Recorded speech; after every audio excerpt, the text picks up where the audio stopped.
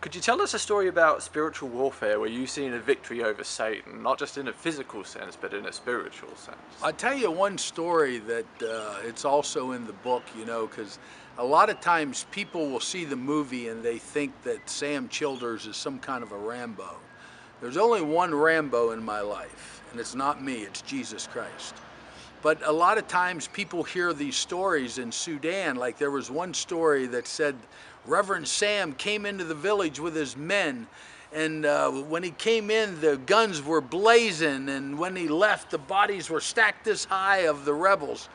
The truth is, we were driving down the road, the government soldiers stopped us, they said you can't go no further. The Lord Resistant Army is out ahead, raiding a village, and there's over 200 of them. And I said, we're soldiers. And they said, you can't go because it's really bad. There's a lot of them. I said, look, we're soldiers, we're going. We had 2 trucks, 5 men. God spoke to me and said, put Peter on the roof with a 30 cal machine gun, Thomas on the roof of another truck with a 30 cal machine gun. We started down this dirt road and God kept saying, drive faster, drive faster. I was saying to myself, this is stupid. But what you got to remember, it's about hearing God. What you think God is saying to you might sound stupid, but there's a reason behind it. He kept saying, drive faster. We're driving so fast, we're hitting small bumps going airborne. And as we got closer to the village, you could see all the chaos and the fighting going on. And God said, tell Peter to start shooting his gun. So I hollered up to Peter. He started shooting a 30 cal. And as he was shooting, I looked in front of me, the enemy was running.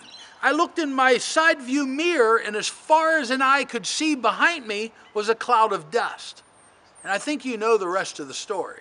The rest of the story is the enemy thought an army was coming down the road, and it wasn't. It was 2 trucks, 5 men. And when we got into the village and we stopped and the enemy already run, I never even fired a shot. Nobody in any of the vehicles fired a shot but Peter on the roof.